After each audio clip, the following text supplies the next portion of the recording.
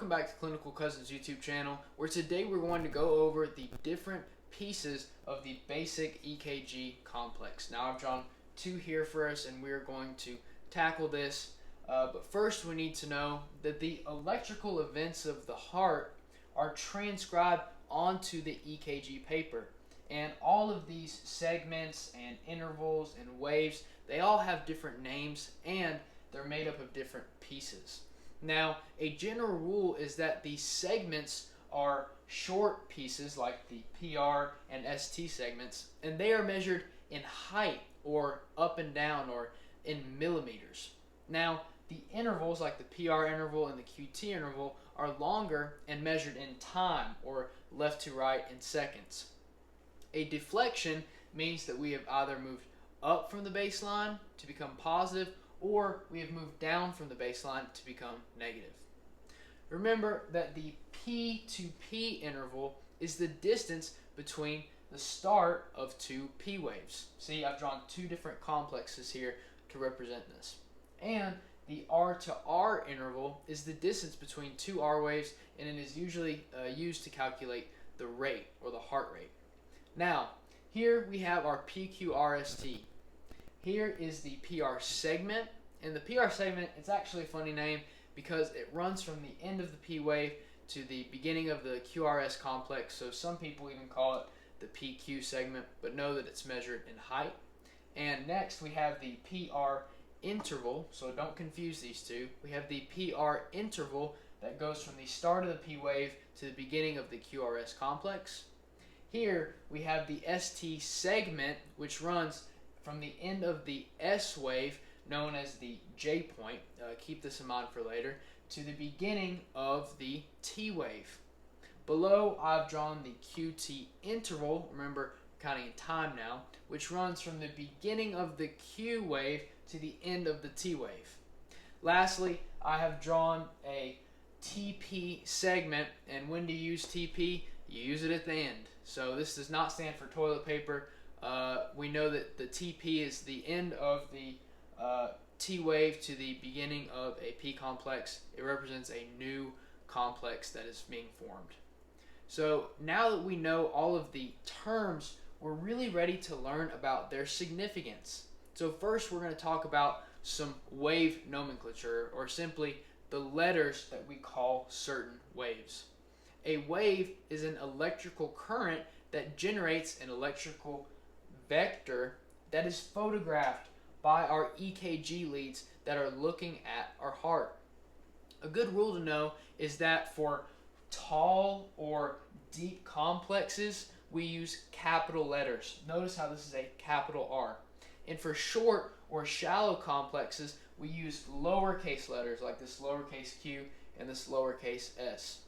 So in the example I've drawn, we have a small lowercase q wave, we have a large uppercase R wave, followed by a small lowercase s wave. Now, what happens when the QRS complex no longer is a QRS complex? Meaning, what happens when we have an EKG where all of these components are not present? Do we freak out and do we call it code blue because they're missing a piece of their heart?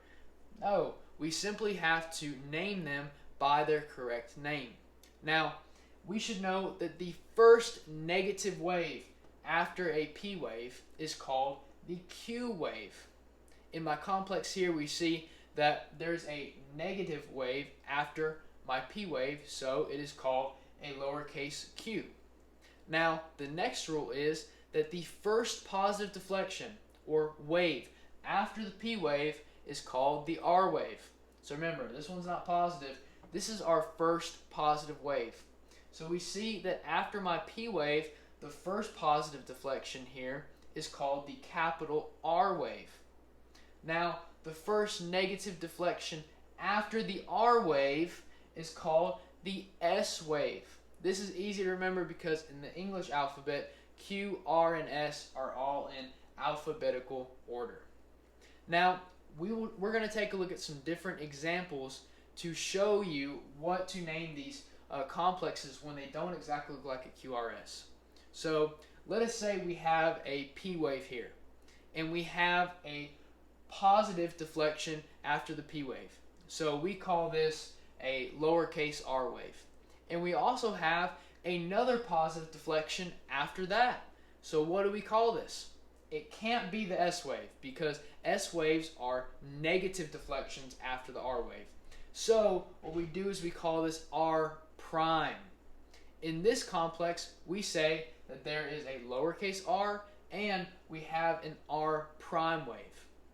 Now, what happens if we have a complex that has a negative deflection after the P wave, followed by a positive deflection, followed by a negative deflection, followed by a positive deflection, followed by a negative? This is about as complex as it gets, but we're going to tackle it, and you're going to know exactly what to do. So, we know that the first negative deflection after the P, remember it's PQRST, the first negative deflection after the P wave is called the Q wave. In this case, it's a lowercase q. And the first positive deflection after the P is called an R wave. In this case, we have an uppercase R. Now, the first negative deflection after the R wave is called the S wave, which is located here. Now, because we have another positive deflection, we call this wave R prime.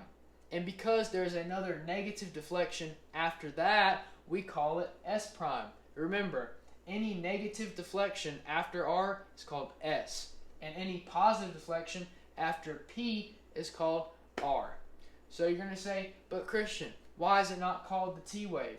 Great question, because this is still within the same complex. There's been no isoelectric line. As always, thank you for taking the time to learn with us today, and remember to like and subscribe for more content.